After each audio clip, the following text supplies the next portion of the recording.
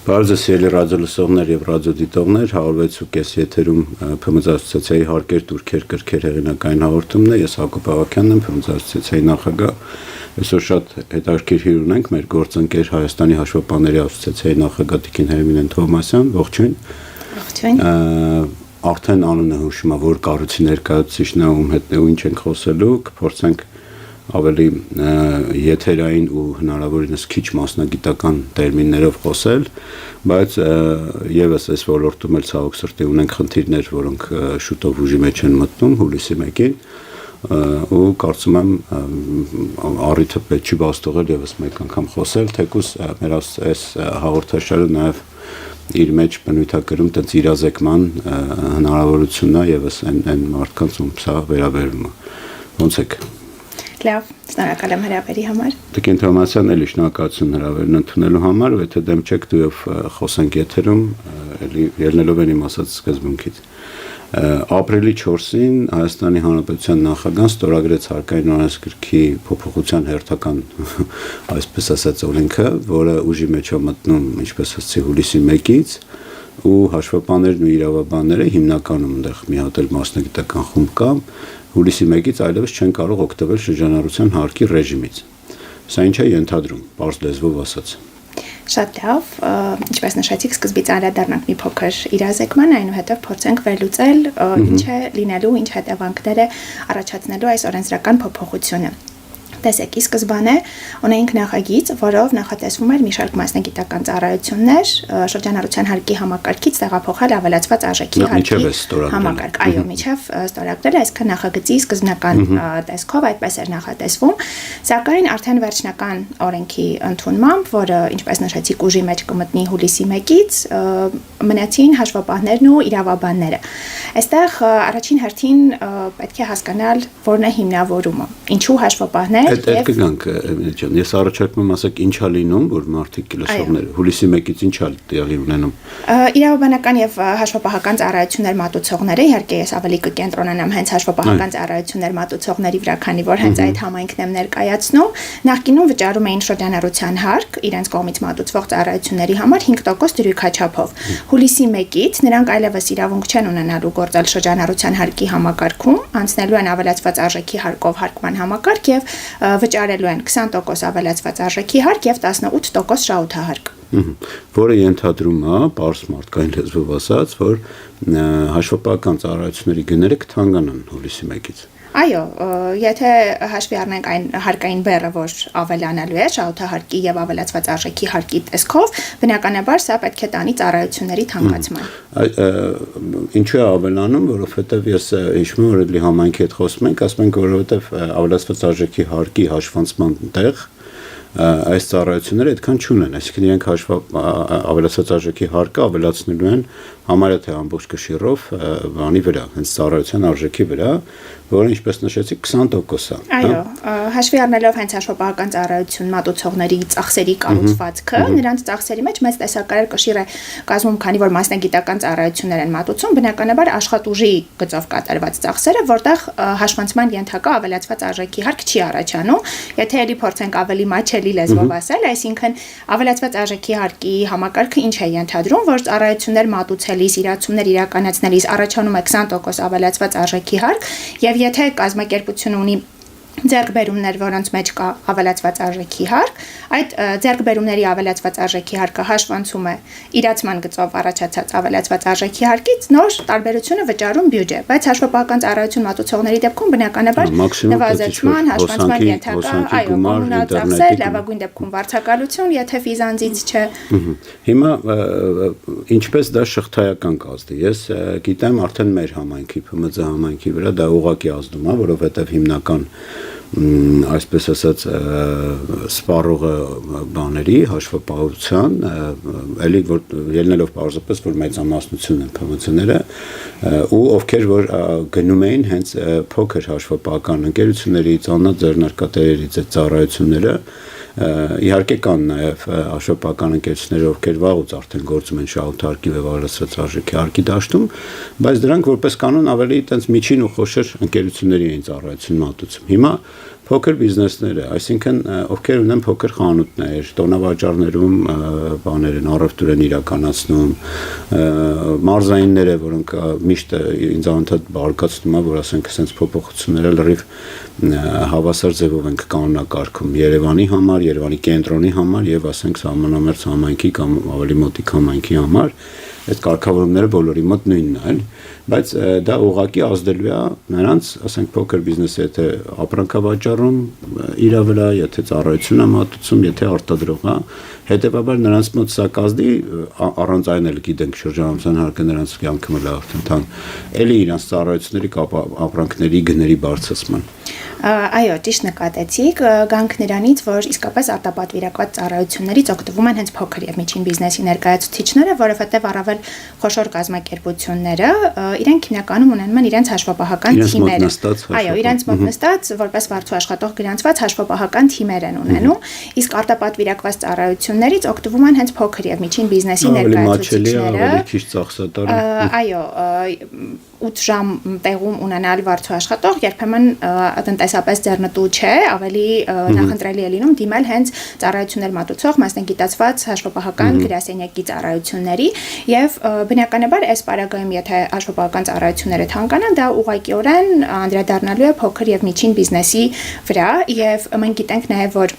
2025 թվականից փոփոխություններ են կատարվել ընդհանրապես շրջանառության հարկի համակարգում, այո, հունվարի 1-ից ուժի մեջ մտած եւ շրջանառության հարկ հաշվարկելը այլևս այնքան հեշտ չէ, ինչպես նախկինում էր, եւ անգամ փոքր եւ միջին բիզնեսի այն ներկայացուցիչները, որոնք նախկինում կարողանում էին ինքնուրույն լրացնել իրենց հաշվարկները, վճարել հարկերը, արդեն իրենց մոտ առաջանալու է դժվարություններ, քանի որ ծախսերի դասակարգում պիտի անեն, ճիշտ փաստաթղթավորում պիտի ապահովեն։ Դուք համարյա եկաք ինչուին, որովհետեւ սա այդ ինչու տրվող իմ հարցերից մեկն էր լինելու, բայց հələ գանք այդ ինչուն ամենասկզբից էլ, եթե նախագծի հեղինակների հիմնավորումն ենք նայում, ինչ հիմք են դրել, ինչ հարց են ուզում լուծեն մեր հարկային քաղաքականություն մշակողները։ Երբ ըստ իրենց էլի, այսինքն իրենց երբ փորձում ենք բարձել այդ ինչուները, հիմնավորումները, նաև տարբեր հանրային քննարկումների ժամանակ, տարբեր հարթակներում հնչեցված կարծիքները, հիմնավորումներից մեկը այն է, որ փորձում ենք հավասարություն ստեղծել վարձու աշխատող մասնագետների եւ ուղղակի ծառայություն մատուցող գրասենյակների միջև, որովհետեւ վարձու աշխատողը վճարում է եկամտային հարկ, նպատակային սոցիալական վճար եւ դրոշմանիշային վճար, իսկ ծառայություն մատուցող հաշվապահական գրասենյակը վճարում էր միայն 5% շրջանառության հարկ։ Ճարպիկ են, եկեք բռնենք նրանց։ Այո։ Բայց այստեղ նախ հարց է առաջանում, արդյոք այդ 5% շրջանառության հարկ վճարողները փորձում էին որևէ կերպ խուսափել հարկերից, քանի որ իրականում բոլոր իրավական առումներով իրենք որևէ խախտում չէին իրականացնում, իրենք գործատուի հետ չէին գտնվում կազմակերպության հետ չէին գտնվում գործատու աշխատող իրավահարաբերության մեջ, իսկապես իրենց առանձին գրասենյակում բազմաթիվ ԱՁ-ների, կազմակերպությունների մատուցում են հաշվապահական ծառայություններ եւ այո, նրանք պիտի գործեին շրջանառության հարկի համակարգում։ Մյուս հիմնավորումներից մեկն էլ այն է, որ իրավաբանները, հաշվապահները իրենք ունեն այդ մասնագիտական հմտությունները, որպեսզի կարողանան գործել հարկման ընդհանուր համակարգում, հաշվարկել շահութահարկ եւ ավելացված արժեքի հարկ։ Երկու դեպքում էլ հարց է առաջանում։ Եթե առաջին դեպքում փորձում ենք հավասարություն ստեղծել վարձու աշխատողների եւ ծառայություն մատուցող հաշվապահական գրասենյակների միջև, արդյոք մեզ մոտ խնդիր չէ նախ եւ առաջ փորձել արդարություն վերականգնել եւ հավասարություն ստեղծել ստվերում գործող հաշվապահների եւ նույն վարձու աշխատողների կամ ծառայություն մատուցող գրասենյակների միջև բոլորին բերել հարկման դաշտ, հետո հասկանալ արդեն երբ բոլորը հարկման դաշտում են որևէ չափով հարկ են վճարում, հետո հասկանանք ինչպես համահարթեցնել, որ հավասար չափով վճարեն։ Համաձայն եմ, ես սպասեցի ավարտեք ձեր միտքը, բայց հիմա եթե այդ երկու հիմնավորումը նայենք մի քիչ ավելի, այտենց փորձենք ավելի ոչ ֆին նախական տեսանկյունից նայել, հիմա ինձ թվում է համեմատությունները էլի ինչպես միշտ սխալ արված, այսինքն մենք կոպիտ ասած են ձեռնարկատերը, հաշվապահն, որը ԱՁ-ով է նույնիսկ անաձեռնարկատեր է եւ մատուցում է ծառայությունը, ինքը արդեն ձեռնարկատեր է եւ ձեռնարկատիրական ռիսկ է կրում։ Այն հաշվապահն, որը այդ ձեր խոսքում նշեցիք ու համաձայն եմ իմ ծանոթ շրջապատում էլ այտենց, եթե ինքը ֆիզանս վարձու աշխատող հաշվապահ, այդ արդեն միջին ու բարձր հիմնարկում է, որը արդեն ինքը գնում է աշխատանքի ինքը տեղի անձնակազմի մասը։ Անձնակազմի մաս կազմող ֆիզանձը լրիվ ուրիշ ռիսկեր է կրում, համեմատած այս մյուսին, այս մարդը, որ ձեռնարկատիրությամբ զբաղվում, լրիվ ուրիշ ռիսկեր է կրում, այսինքն սրանք տարբեր բաներ են։ Այո, հնարավոր են կան դեպքեր, որտեղ մարդը պետք է աշխատավարձի տեսքով տա այդ հաշվապահի գումարը, ասում են դե գնա ածը բաց արի գրանցվի եւ աշխատի եւ բայց այդպես դեպքերին ինձ թվում է շատ քիչ են, որովհետեւ եթե ինքը արդեն ածը հաշվապահ է, կներեք, այդպես ածը հաշվապահ եմ ասում, ինքը միևնույն ժամանակ ինքան մի քանի հաշվապահություն ու հետեւաբար իր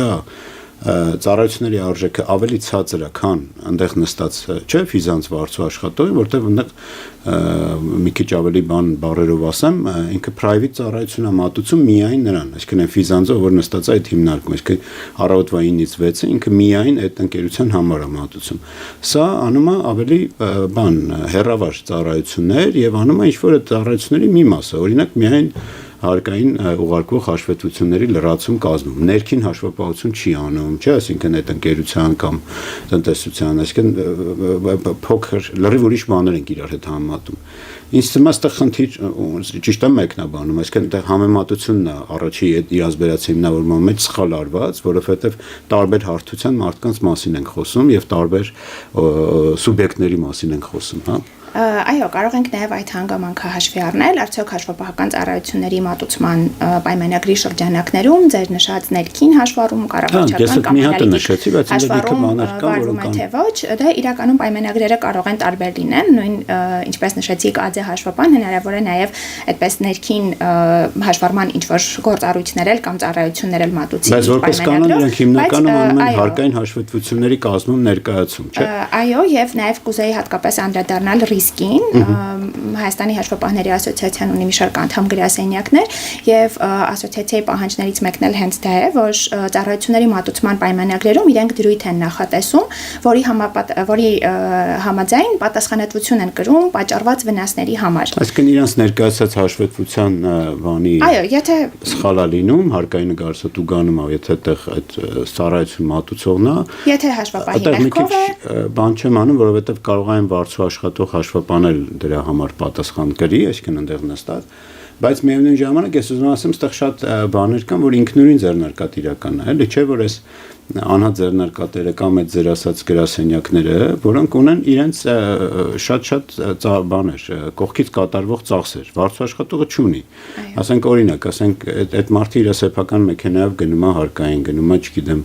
պետրեգիստր, գնում է այսինչ եմ, այսինքն ինքը ինքնուրույն է լուծում, ինքը կուրիեր է վարձում, ինքը չգիտեմ ինչ-որ բաներ է անում, եթե մի քիչ ավելի ոչ թե ԱԶ ասենք, այլ 3-4 հոգանոց հաշվապահական ընկերությունը արդեն ինքը լրիվ ուրիշ ծախսեր ունի։ Բայց միևնույն է ինքը այդ միևնույն ժամանակ իր միավոր հաշվապահական ծառայություն outsource արվող ծառայության գինը ավելի էժան է, քան եթե այդ ընկերությունը մի հատ հաշվապահ վերցնի նստած նստի։ Ես ուզում եմ հանրությանն ու նաև հինախինել, ովքեր ուզում են իրականում լսեն, բարձ լինի, ավելի շատ կուզեի պատգամավորները լսեն, որովհետև պատգամավորներն էլ ովքեր որոշում են ընդունում, երբեմն ասած խորքային չեն նայում, իրանք նայում են ֆինանսական։ Այսինքն այստեղ հիմքում դրել ենք անհամեմատելի երկու մեծություն, էլի։ Մյուս կտորը իրանց մոտ էներ, որ ասցիք, որ ասում են դե հաշվապահները խելոք են, կարող են իրենց հաշվետվությունը տան։ Շատ լավ, բայց այստեղ էլ ստացվում է, որ իրանք իրենց հաշվետվությունը տալու պատճառով, որ ավելացած արժեքի հարկի հաշվարկան, իրենց ամբողջ ծառայությունն է։ Ուրիշ հարց է, ես հիշում եմ, որ նաև ձեր ասոցիացիաները հնչեցնում է տարբերակված մոտեցումը, եթե տենց ընդունվեր, ասենք օրինակ իրենք ծառայություններ մատուցեին շրջանառության հարկ վճարողներին շրջանառության հարկով հարկվեին, ավելացած տենց ինչ որ բան, որը կարծում եմ մի քիչ դժվար կլիներ վարչությունը, բայց ամեն դեպքում լուծում էր, եթե տենց լիներ հասկանալի կլիներ, բայց հիմա այս դեպքում միայն իրենց հաշվետվությունները հաշվելու համար չի խոսքը նրա մասին է, որ ինչպես մեր խոսքի սկզբում նշեցինք, ծառայությունները այդքանով թանկանում են, ճիշտ եմ մեկնաբանում տենց։ Այո, որովհետև բնականաբար ունեն այդ մասնագիտական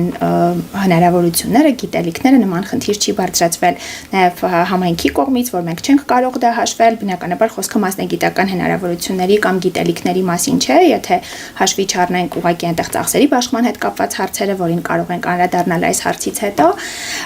բայց եթե արդյոք որքանով է ճիշտ նման հիմնավորում դնել օրենսդրական փոփոխության հիմքում, եթե փորձենք անալոգիա կիրառել, այդ դեպքում շրջանառության հարկի համակարգում երբ տեղի ունեցան փոփոխությունները, ոչ հաշվապահների եւ իրավաբանների մասին է խոսքը, նույն առևտրական գործունեության մասով արտադրության շրջանառության հարկ հաշվարկելը դարձավ բավականին բարդ գործ։ Այստեղ արդյոք այս փոփոխությունը հաշվի առնելիս քննարկվեց այդ հարցը, նույն փոքր եւ միջին բիզնեսի ներկայացուցիչները կարող են շրջանառության հարկը հաշվել թե ոչ։ Հա, այդ էլ եմ հիշում, որ ասում էին, բան, մենք անենց կանենք այդ հաշվետվությունը ինքնաշխատ կաշխատի, բայց ցավոք հիշում եք դուք մանավանդ կհիշեք, որ ապրիլի 20-ին ներկայացվող հաշվետվությունները ամբողջ համակարգը բեկի չէր աշխատում, որ հետաձգեցին, ելուր մնաց ինքնաշխատը, տենց էլ չտեսանք մենք շրջանառության հարկի ինքնաշխատ աշխատող համակարգ։ Կարևոր բանի անդրադարձակ, այդ դրան ուզում եմ ես սրա մասին հա, դուք ներկա եք Դիլիջանի բիզնես ֆորումին, նույնիսկ երկրի նախագահային հարցրեցի, ասին չեք ապրիլի 4-ին ստորագրում օրենք, որը ուժի մեջ է մտնում տարվա կեսից։ Դրա մասին ձեր խոսքում ասացիք, հիմա սա այն հարկային օրենսգրքի առաջի հոդվածներից էր, չէ՞, հիմա չեմ հիշում, որ վատթարացնող նորմերը չեն կարող 6 ամսից շուտ ուժի մեջ մտնել։ Սա չի հակասում այդ դրույթին ըստ ձեզ։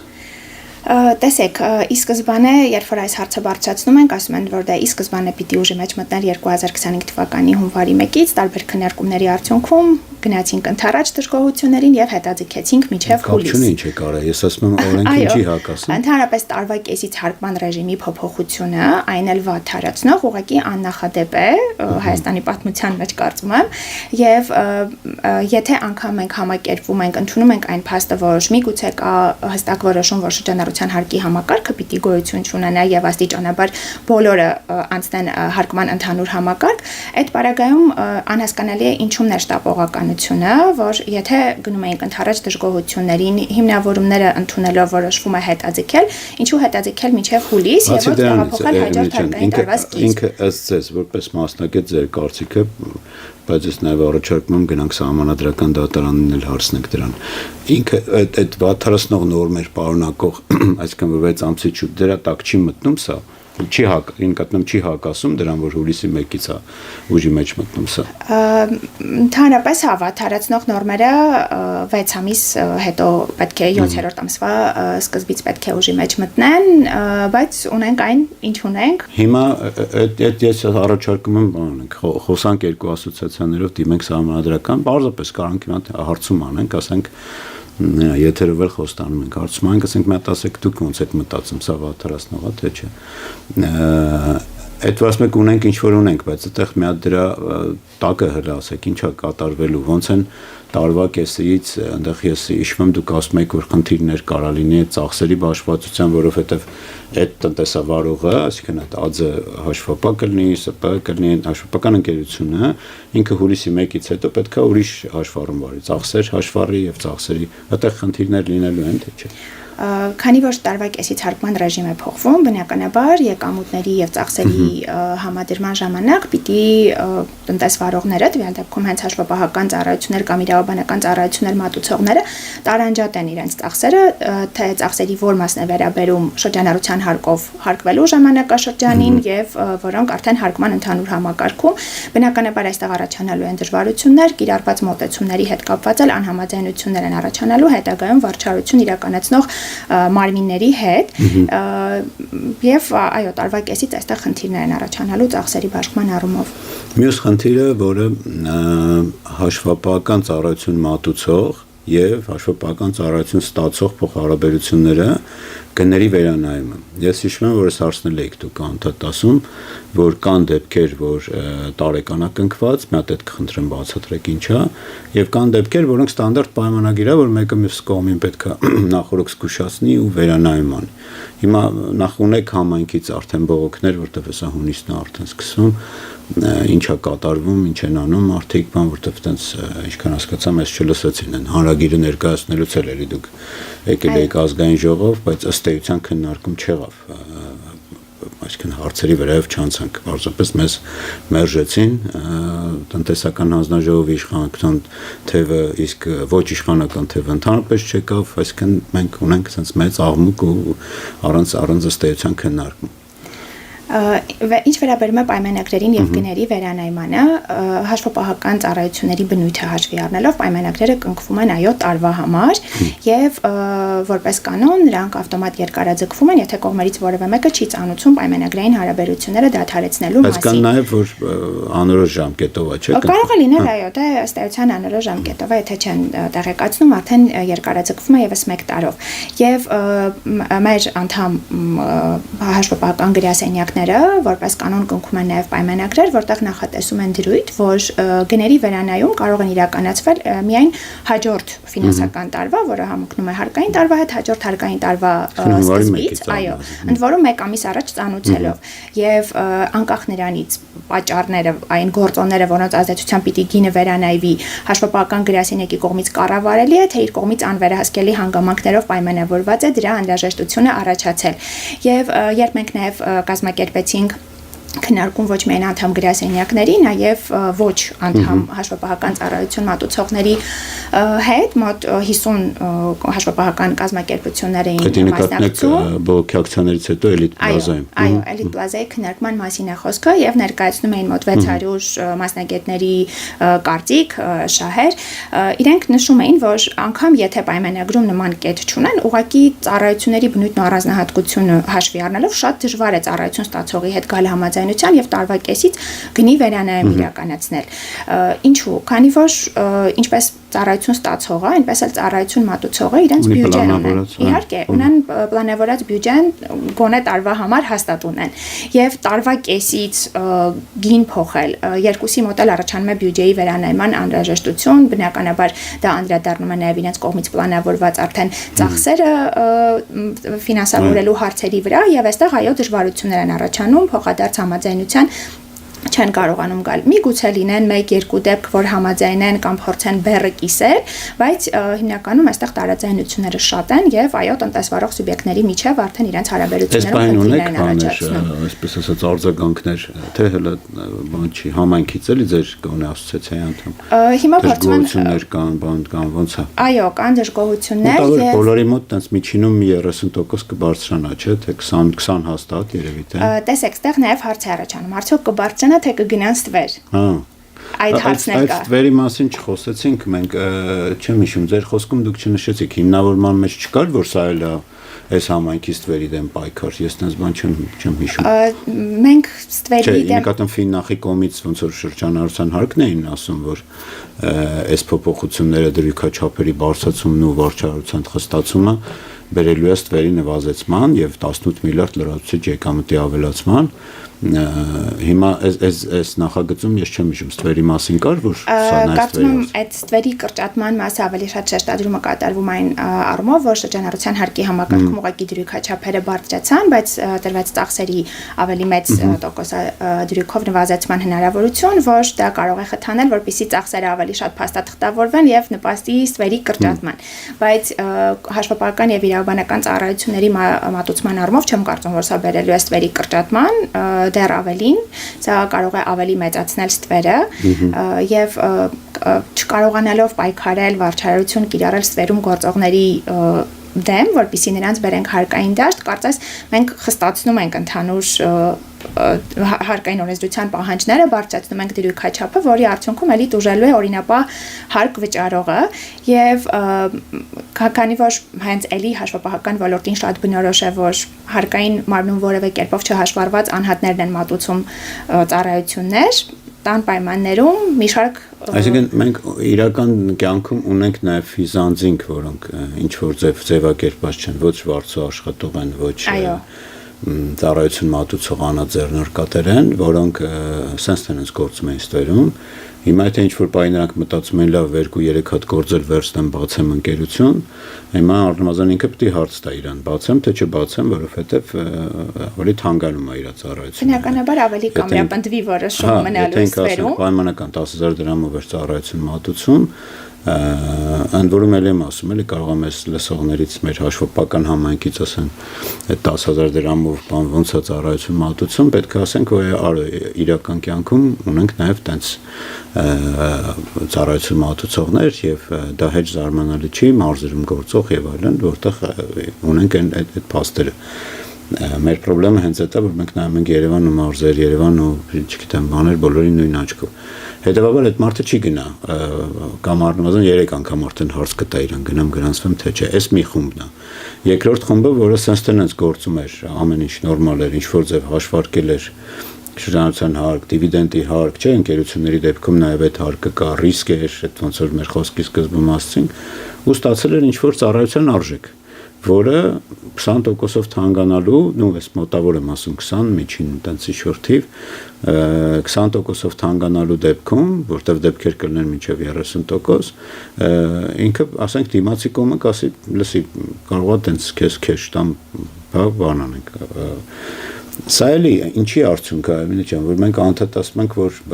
այդ օրենսդրության ազատության գնահատում չի արվում, ասենք, սենց հարցերի պատասխանը պետք է տա նաև այդ, չէ, ոչ թե ֆիննախական տեղեկանքը, որ ունենք այսքան հարկ, հավաքում ենք այս եւ այլն, կհավաքենք այսքան, հա։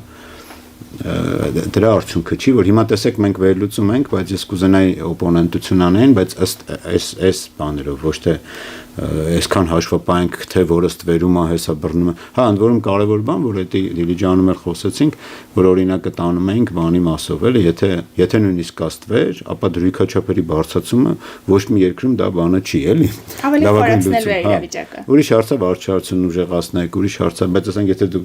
կա ստվեր, դու այն չստվերում գործողին էլ ես ասում, եղբայր, ոնց որ չստվերում գործելը ավելի թանկ է, էլի, չգիտեմ,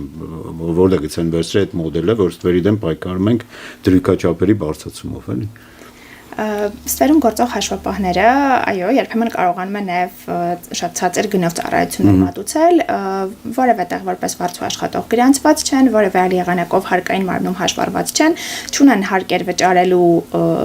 խնդիրը, այդ բեռը չունեն, բնականաբար չունեն վարձակալված տարածք, վարձու աշխատողի հետ կապված ծախսեր չեն անում, երբեմն ունենում են օգնականներ, որոնք նորից գրանցված չեն, այսինքն ըստ էության գրասենյակի կոնցեպտով են գործում, բայց մի շարք ծախսերի բեռ ուղղակի չեն կրում եւ նրանք կարողանում են ավելի ցածր մրցակցային գին առաջարկել։ Եվ այս հարկման ռեժիմի փոփոխությունը բնականաբար նրանց մոտ ամրապնդելու է իրենց որոշումը, որ պետք չի գնալ, այո, պետք չի գնալ հարկման դաշտ, դեռ ավելին միգուցե Իրանք ճիշտ էին, դուք սխալ։ Միգուցե հենց օրինապահ հարկ վճարողները, ովքեր շրջանառության հարկի համակարգում նորմալ հաշվարկում եւ վճարում էին իրենց հարկերը եւ մենք էլ որպես ասոցիացիա մեր անդամներին պահանջում ենք, որ իրենց եկամուտները հաճախորդներից ստացված հայտարարագրեն եւ իրենց մոտ բնականաբար այսպես հարց է առաջանում, լավ, եթե հայտարարագրենք, ստեղծվում են անհավասար մրցակցային պայմաններ, մենք ավելի բարձր դրույքաչափով, ավելի մեծ հարկային բեռ ենք կրելու, որը ընդ որում հաստատ այս տարի չենք կարողանալու փոխանցել մեր հաճախորդների վրա, մեր ուսերին մնալու եւ այս պարագայում ստվերում գործողների համար էլ ավելի նպաստավոր պայմաններ են ստեղծվում, որ իրենք կարողանում են արդեն այդ գնային տարբերությունը նպաստավոր պայմաններ չէ, նպաստավոր հիմնավորումներ, որ այո, նպաստավոր հիմնավորումներ, որ մնան ստվերում, զուտ ինչ առումով նպաստավոր պայմաններ, որ նրանք կարող են արդեն ավելի մեծ տարբերությամբ գին առաջարկել, վկայակոչել, որ օրինակ օրինապահ հարկ վճարողի մոտ հարկման ռեժիմի փոփոխությամբ գինը շատ ավելի բարձր է, քան իր մոտ, այսինքն այդ գնային տարբերությունը ավելի է մեծանում եւ նույն ՓՄՁ սուբյեկտը արդեն բնականաբար որ պիտի որոշում կայացնի գնալ օրինապահ հարկ վճարող հաշվապահի ծառայություններից օգտվել թե ստվերում գործող։ Եթե գների տարբերությունը մեծ եղավ, բնականաբար նախընտրելու է գնալ ստվերում գործող հաշվապահի մոտ։ Գանք մեր գերփոքրերին, այսինքն ՓՄԾ-ների են գերփոքրերին, ստեղ նաև այդ եմ ուզում նորից քննարկենք, չնայած այս մասը գոնե մեր ասոցիացիայի անունից բազմաթիվ հարթակներով ասել ենք, որ ասում ենք նայեք ինչ տրամաբանություն եք դրել դուք, որ այդ ձեր խոսքում ասացիք հունվարի 1-ից, այսինքն ՓՄԶ-ների հարկային դրույքաչափն ու վարչարությունը խստում է ու դա ենթադրում է, որ ինքը եթե նույնիսկ առնում էր շաբաթական, չգիտեմ, 10 մարդ ժամ հաշվապահական ծառայություն, հիմա ինքը պետք է ստիպված առնի առնվազն 20 մարդ ժամ ծառայություն։ Ու որն է տրամաբանությունը, որ դրա հետևից էլ ապրիլի 4-ին բերում եք այս փոփոխությունը, որ ստացվում է, որ այս ծառայությունները դարձնում են ավելի անմատչելի եւ ավելի անհասանելի, էլի։ Այստեղ այս բանն էլ կարող է ես եմ սխալ հասկանում, էլի, ասենք որ այստեղ տրամաբանությունը իրար հետ չի համընկնում, էլի։ Եթե նա արել ենք, գոնե պետք է ժամանակ տայինք, որ ՓՄԶ-ները իրականում ավելի շատ մարդ ժամ հաշվապահ առնեին ծառայություն, բայց հիմա ստացվում է, որ այդ մարդ ժամ հաշվապահությունը ավելի թանկ է, այսինքն թե ինքը 5 ժամի համար էր տալիս այդքան, հիմա ասենք 10 ժամվա փողն են վերցնում, բայց 5 ժամ է ստանում էլ այդ ծառայությունը։ Այո, ես ինչպես խոսքի սկզբում նշեցի, մի դեպքում ովքեր որ արդեն իսկ օգտվում էին հաշվապահական ծառայություններից, բնականաբար ինչպես նշեցիք նույն տվյալ ՓՄԶ սուբյեկտի համար արդեն հաշվապահության վարումը ավելի շատ ժամանակ է պահանջում, ավելի շատ գիտելիքներ, քան նախկինում էր։ Մի դեպքում իրենց ծառայությունները պիտի թանկանան եւ մյուս դեպքում էլ ովքեր որ հենց ՓՄԶ սուբյեկտները կարողանում էին ինքնուրույն դա անել, այլևս չեն կարողանում, այսինքն էլի իրենց մոտ լրացուցիչ հաշվապահական ծառայությունների ծախս է առաջանալու եւ դեռ այսպես փորձում էին հարմարվել այս նոր իրողություններին, որ պիտի օգտվեն հաշվապահական ծառայություններից կամ պիտի օգտվեն մի փոքր ավելի բարձր գնով, որովհետեւ միջև այս ավելացված արժեքի հարկի փոփոխությունը նաեւ շրջանառության հարկը 5%-ից դարձավ 10% հաշվապահների համար, այսինքն դեռ արդեն իսկ թանկացման խնդիր կար, այո, եւ մի հատ էլ հիմա արդեն նորից հարմարվել ավելացված արժեքի հարկի փոփոխություններին, այս ժամանակահատվածը շատ փոքր է, որպեսզի կարողանան բոլոր տնտեսվարող սուբյեկտները, երկու կողմներ եւ հաշվապահական ծառայություններ մատուցողները եւ ստացողները հարմարվել այս իրողություններին եւ նաեւ մենք հաշվի առնելով թե ովքեր են օգտվում հաշվապահական ծառայություններից, հենց փոքր, կերպոքր բիզնեսը, ովքեր օգտվում են արտապատվիրակված ծառայություններից, դրա համար էինք նաեւ առաջարկում, որպեսզի լինի տարբերակված մոտեցում, այսինքն այստեղ ոչ միայն կենտրոնանանք, որ իրավաբանները, հաշվապահները կարող են հաշվարկներ իրականացնել, նաեւ ովքեր են օգտվում իրենց ծառայություններից եւ շղթայաբար դա ինչ ազդեցություն է ունենալու ընդհանուր տնտեսության մեջ։ Այսօր ճիշտ է, մենք փորձեցինք մեր գործընկեր իրավաբանների մասին չխոսենք, բայց ուզենք չուզենք այդ որ խոսեցինք բանի մասին նորացված այսպես ասած շրջանառության հարկը, որը չեմ կարողանում ասել էլ ինքը ինչ ռեժիմի է նման, որովհետև աշխարհում sense ռեժիմ չկա, այսինքն ինքը ոչ շահութա հարկա, ոչ շրջանառության հարկա, sense ինչ որ մուտանտ եմ դրել անունը։ Շահութարկից էլ կարծես բարթանում է։ Հա, տեղեր էլ կա, այո, որ ինքը ավելի հստակ չի ու հետեւաբար ավելի բարդ է։ Այստեղ շատ կարևոր է նաև որ կհիշեք այն ոսկու շուկայի օրինակը որ բերում էին, այսինքն ոսկու շուկայում տնտեսավարողների, որոնք ասում են օրինակ ինչ եք ուզում այդ հումքը կարող եք ֆիզանձից առնել ու դա եկամտային հարկով չի հարկվում, ասում ենք շատ լավ, բայց դա այդ անունը որ դնենք ֆիզանձից առանք երկրորդային բանի շուկայի համար, շուկա որպես շուկա հումք, ինչ process է պետք որ դուք դրան հավատաք։ Այդտեղ պետք է պայմանագիր, այդտեղ պետք է հանձնանշման ակտ, այդտեղ պետք է հաշվապահ բանկային փոխանցում անի եւ այլն, էլի։ Հիմա ասենք այդ հասարակ մի հատ գործարքի օրինակով երևում է, որ ասենք մենք ինչքան ենք նաև ծառայությունները թանկացնում ու բանանում, անհասանելի դարձնում։ Այսինքն այստեղ մենք ճիշտ է մեր իրավաբան գործընկերներին էլ եմ ասում, փորձեցինք չանդրադառնանք ավելի իրենց մասնագիտական, բայց ուզենք չուզենք դրանք զուգահեռ process-ներ են, չէ՞։ Այսինքն պայմանագրերի մասը ուզում եմ ասեմ, էլի դառնում է արդիական շրջարկ վճարողների մոտ, որ շատ հարցեր կան, որոնք այդ գյուղմթերք չէ, որ ասում են դե գյուղմթերքը օրինակ, թե որնա գյուղմթերք են հաշվապահն է մի հատ սահմանում տալի, հետո ասում է սա գյուղմթերքա թե չէ, հետո իրավաբանը ասում է դե արի մի հատ պայմանագիր, մի հատ, ասում մենք ուզենք թե չուզենք, նաև իրավաբանական ծառայություններ են շատ մտել մեր կյանք ու մենք պետք է առնենք այդ ծառայությունները։ Այո, հարկային օրենսդրության պահանջների խստացումը բնականաբար ավելի մեծացնում է պահանջարկը մասնագիտական ծառայությունների նկատմամբ եւ միգուցե այստեղ պետք է հաշվի առնել այն հանգամանքը, որ եթե մենք ՓՄԶ-ի համար բարդացնում ենք հարկերի հաշվարկը, առաջացնում ենք այնպիսի պահանջներ, դնում ենք այնպիսի պահանջներ, որոնք առաջացնում են իրավաբանի ծառայություններից նաև օգտվելու կարիք, միգուցե այս դեպքում մասնագիտական ծառայությունները ավելի մատչելի դարձնելով իսկապես ստվերի կրճատմանը նպաստեր։ Նույն ՓՄԶ սուբյեկտը մտածեր, ես գումար ծախսեմ մասնագիտական ծառայությունների վրա, հարկը նվազեցնեմ, պաշտպանված լինեմ, միգուցե այստեղ ինչ-որ տրամաբանություն կլիներ, բայց այս պարագայում եւ բարդացնել ՓՄԶ-ի հարկումը եւ թանկացնել մասնագիտական ծառայությունները, կարծում եմ տրամաբանությունը չի տանում դեպի ստվերի կրճատման եւ այնպիսի տպավորություն է, որ ստվերի կրճատման հետ կապված հարցերում չկարողանալով իրականացնել վարչարարություն, չկարողանալով գտնել ճիշտ գործիքներ եւ մեխանիզմներ ստվերը կրճատելու համար, մենք պատժում ենք բոլորին, մենք նաեւ տարբեր հարթակներում քննարկումների ժամանակ այդ հարցն ենք բազմիցս բարձրացնում, որ սկզբից լուծենք հենց ստվերում գործող հաշվապահների խնդիրը, ընդ որում ոչ թե պարզապես շատ խիստ վարչարություն կիրառելով, քննարկումների մասնագիտական համայնքի հետ միասին հասկանանք ինչ մեխանիզմներ կարելի է ներդնել պետության կողմից, որպեսզի մասնագիտական ծառայություններ մատուցողները որևէ կերպ լինեն հաշվառված, լինի ռեեստր, լինի նույնականացում, այսինքն դա քննարկումների արդյունքում կարելի է գտնել Եթե ցանկություն լինի լուծումներ կարելի է գտնել, մանավանդ համաձայնով որ համայնքային միությունները տեղ ինստումա կօգնեն, նո տեղ պետք չի նայել որ միայն միությունները կասեն անպայման մեր միության անդամ լինի, տենց հաշվառենք, չէ, կարող ինչ-որ այլ ձեռբերակներ լինի, մանավանդ որ վարչարության մասով եմ ուզում երկու բառ խոսենք, ըստ ձեզ ոնց է էլի, այս ամենը ի վերջո այս փոփոխությունները նույն գերփոքրերի մոտ եմ էլի նայում, նույն ասենք հաշվապահական, ինքը եմ որ ասում հարցի գինը, որ ասում ցնա վոպրոսը էլի այդքան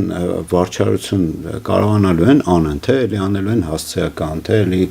ասենք որտեղ ես պատկերացնում եմ որ ասենք այս հիմա այս ամեն ինչը որ ուժի մեջ է մտել հունվարից մի մասը հեսա հուլիսի 1-ից է ուժի մեջ մտնում, այդքանի նկատմամբ հսկողություն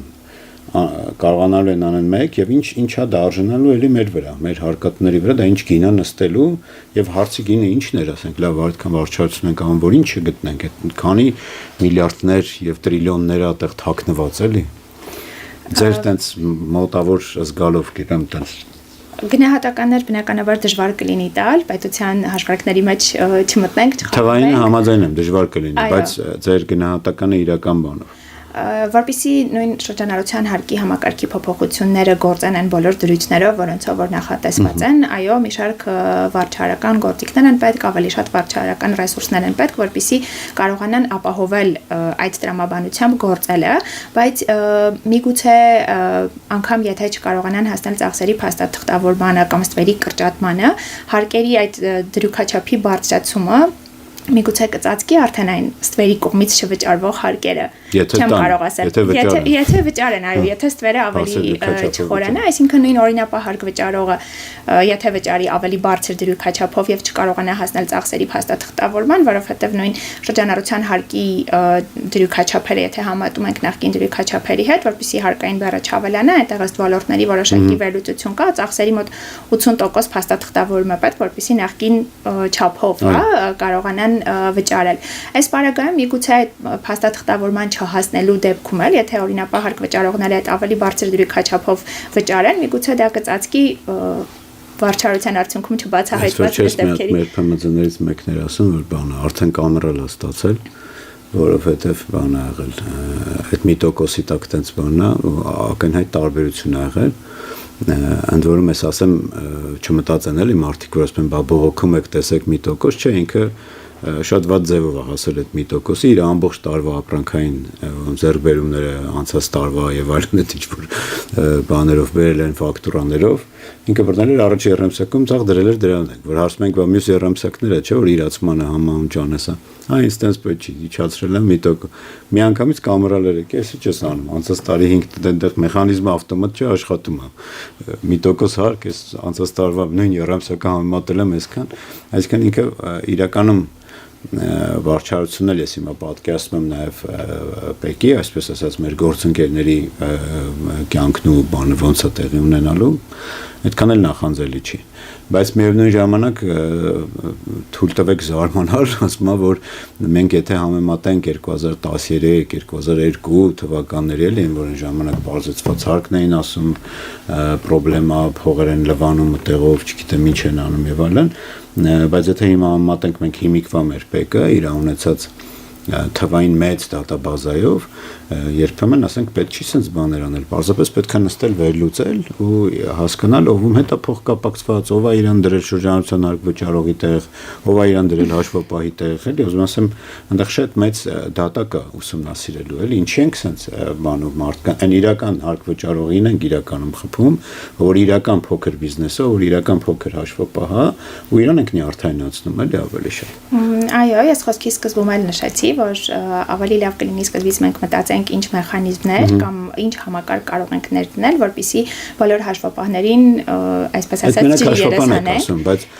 դուք քանի տարվա փորձ ունեք այս ոլորտում։ Ընդհանրապես 20։ Հիմա համեմատեք 20 տարվա առաջվա ՊԵԿ-ը, երբ որ տենց էլ թղթային չէ, տենց տանում ենք, չգիտեմ, շոկոլադով հաշվետվություն հանձնել եւ այլն, ու հիմա երբ որ այսքան մեծ ինֆորմացիա ունի, էլի ինքը, ու ես վստահ եմ այդ եղած ինֆորմացիան պետք է տենց խորքային չի վերլուծում։ Եթե իրանք վերլուծեն, սենց բաներ պետք չի լինի անել իրական ստվերը գտնելու համար։ Բնականաբար ձեր նշած ժամանակահատվածում շատ մեծ փոփոխություններ են տեղի ունեցել եւ պեկի տվյալների բազայի առումով եւ թվայնացում, հա, նախկինում թղթային հաշվետվություններն էին հանձնվում, հիմա միանգամից էլեկտրոնային են հանձնվում, այսինքն այդ տվյալների բազան էլ շատ ավելի հեշտ է ձևավորվում, քան նախկինում, արհեստական բանականությունն է զարգանում, այսինքն այս բոլոր նոր իրողությունները համադրելով բնականաբար շատ ավելի հեշտ կլինի վերլուծություններ անել, ինչի եմ կենտրոնանում հաշվապահների վրա որպես համայնքը ներկայացնող եւ ի տարբերություն այլ տնտեսվարող սուբյեկտների, քանի որ մասնագիտական ծառայություններ են, այստեղ իրենց բացահայտելը, հաշվառելը կամ որևէ կերպ ռեեստրը վարելը, նույնականացնելը շատ ավելի հեշտ կլինի, որովհետեւ յուրաքանչյուր, այո, այդ տեսանկյունից կենտրոնացա հաշվապահների վրա յուրաքանչյուր կազմակերպություն կլինի, ԱՁ կլինի, որը հաշվառված է ՊԵԿ-ում, բնականաբար իր հաշվետվությունները ինչ որ մեկը հանձնում է։ Հետևաբար կարող ենք մեխանիզմ մշակել, հասկանալ ով է այդ հանձնողը, ոչ թե լինեն թաքնված հաշվապահներ, ովքեր այսպես մի շարք նույնականացման քարտերը հավաքում են իրենց մոտ եւ տարբեր տնտեսվարող սուբյեկտների հաշվետվությունները հանձնում են առանց իրենց որևէ կերպ հաշվառման։ Խոսքը դրա մասին։ Դա ամենաբան օրինակը բերեցիք հիմա տրիվիալ, որ ցանկության դեպքում կարելի է այդ եթե նույնիսկ այդտեղ մեծ ես պարզապես վստահ եմ, որ այդտեղ հարցի գինը նույնիսկ ես համաձայն եմ ձեր հետ, բայց վարչարություն իրականացնել այդ ինչքան են այդտեղ խափում, այդ ինչքանի տրիլիոններ այդտեղ թաքնված չիրեն։ Այսքան ավելացնելու բան ունեք։ Շնորհակալ եմ հրավերի։ Ես եմ շնորհակալ, շատ հետաքրքիր զրույց էր, սիրելի եւ հարգելի փոքր ու միջին բիզնեսներ, մեր շատ սիրելի եւ հարգելի հաշվապահներ, պատրաստվեք հուլիսի 1-ից ավելի թանկ հաշվապահական ծառայությունների, հա, եթե միջև այդ, չգիտեմ, մեզ ականջալուր չլինեն ու ինչ որ բաներ չփոխեն, որը շատ քիչ հավանական է իմ համարում, բայց ինչպես Տիկին Թովմասյանը ասաց, ունենք այն ինչ որ ունենք։ Շնորհակալություն, այսքանն էր այսօր, լավ եղեք, կհանդիպենք։